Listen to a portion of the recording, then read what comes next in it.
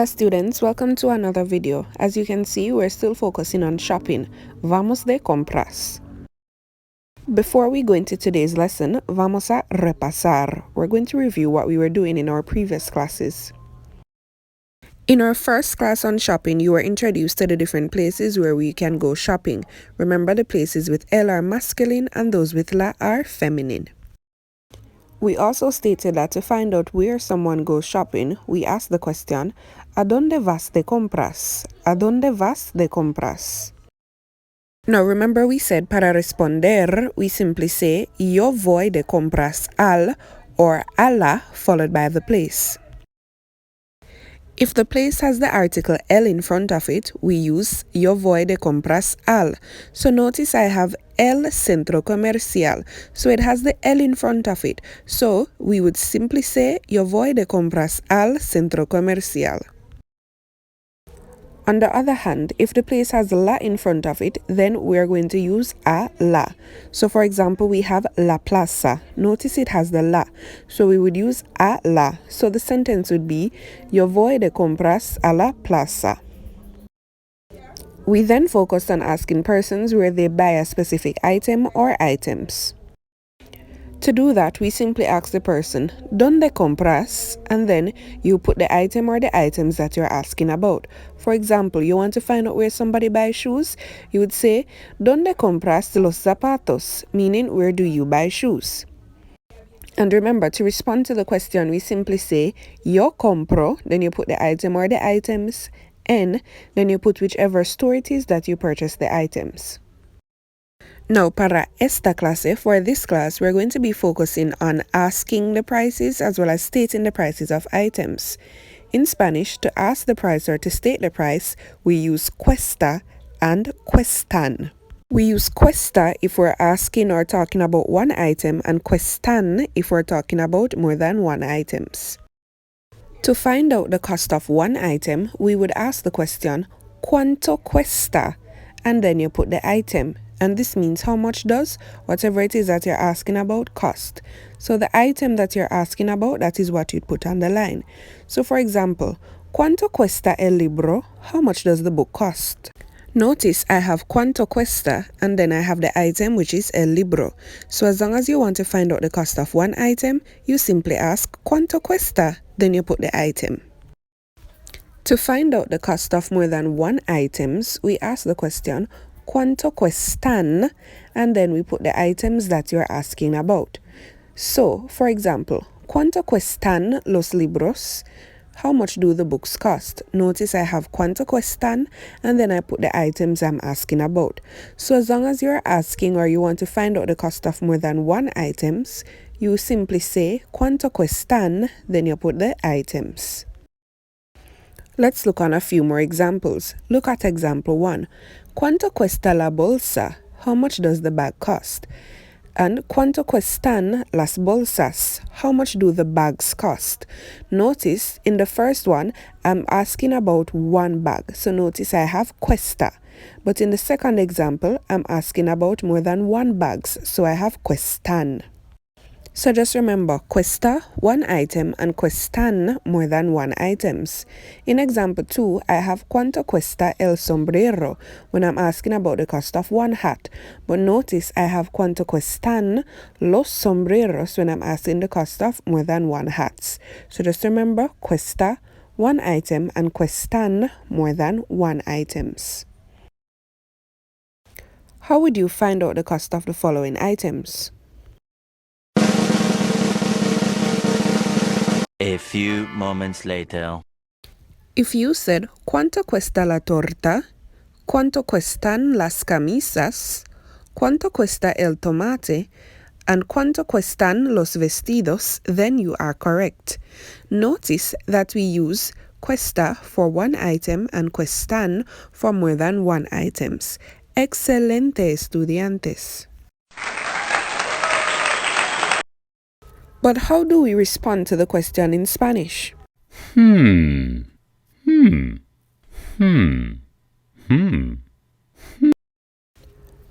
writing or stating the cost of one item, we use the structure. You start off by putting the item, then you put cuesta, then you put the amount, then dólares, meaning the item cost dash dollars. So you put the item you're talking about on the first line, and the cost would go on the second line. So for example, I have El libro cuesta $10. The book costs $10. So notice I started off with the item, which is El libro, the book. Then I put cuesta, then I put the amount, which is 10, and then I put dólares. So as long as you're stating the cost of one item, students, all you have to do is to put down the item first. So whether it is the bag or the book or the shoes, you put down the item, cuesta dash dólares. Now, when you're stating the cost of more than one items, then this is the structure that we use. You start off by putting the items, whether it's the bags, the books, whatever it is, all right, more than one. So you start off with the items, then you put cuestan, and then you put the amount, then dólares, meaning the items cost dash dollars. So the items you're talking about would go on the first line and the cost would go on the second line. So for example, I have los libros cuestan $20. The books cost $10. So notice I started off with the items, which it would in this case would be los libros. Then I have cuestan, then I have the amount, which is 20, and then I have dólares. So all you have to do, students, whenever you're stating the cost of more than one items, is to start off with the items that you're talking about, then you put cuestan, you put the amount, then dólares. So let's look on these two examples. In example 1, I have la bolsa cuesta $20. The bag costs $20. In example 2, I have las bolsas cuestan $40. The bags cost $40. Notice I use cuesta in example 1 and cuestan in example 2. Now you already know these numbers in Spanish from grade 7, so we're going to focus on the bigger numbers. These are the bigger numbers. So we have ciento, 200, 300, 400, 500, 600, 700, 800, 900, and finally 1000. So how would you state the price of the following items in Spanish? Remember, cuesta, one item, and cuestan, more than one items. If you said la torta cuesta $30, las camisas cuestan $500, el tomate cuesta $100, and finally, los vestidos cuestan $900, then you are correct.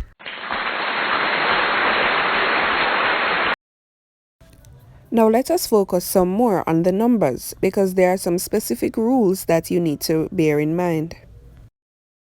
Now let us say that you want to state the cost of an item and the item costs probably $21, $22, $23, $21 to $29, right?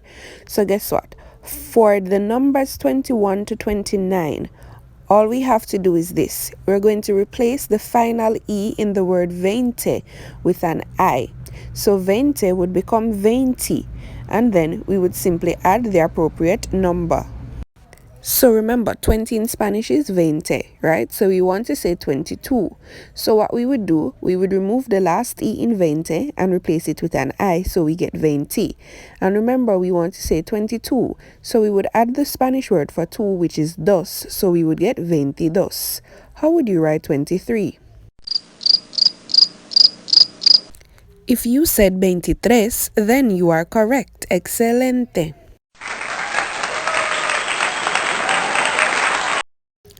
Now for numbers which follow 30, 40, 50, 60, 70, 80, and 90, such as 31, 45, 55, 79, 89, 99, you name it, right? We simply use E, that's the letter Y, to form those numbers. So you would have to write the base number first, that is the 30, 40, 50, 60, 70, 80, or 90, and then you'd write the other number. So for example, we have 45. So we would write the base number first, which is 40, and 40 is 40. Then we would put E, so we have 40 E. and then we would add the other number. Remember, we want to say 45, so the other number would be 5, and 5 in Spanish is cinco, so we would have 45.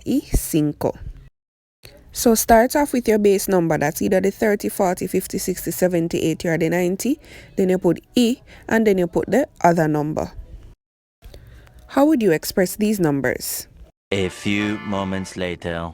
Remember, we started off with the base number, and then we put E, then we put the other number.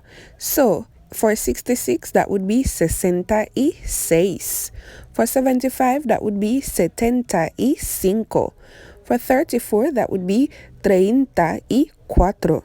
So we started off with our base number, then we put the E, and then we put our other number.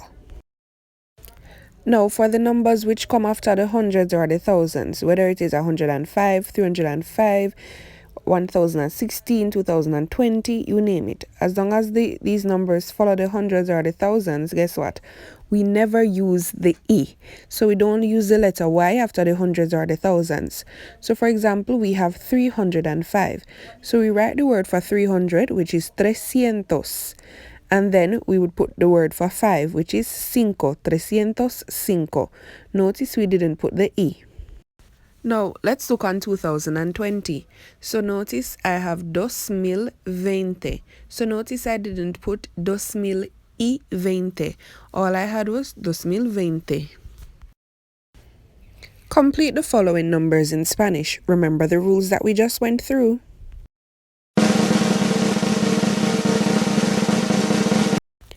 If you said 5005 and 235 and 999 and finally 108, then you are correct.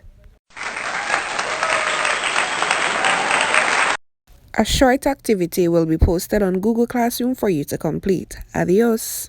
Adiós, adiós, nuestra clase terminó. Adiós.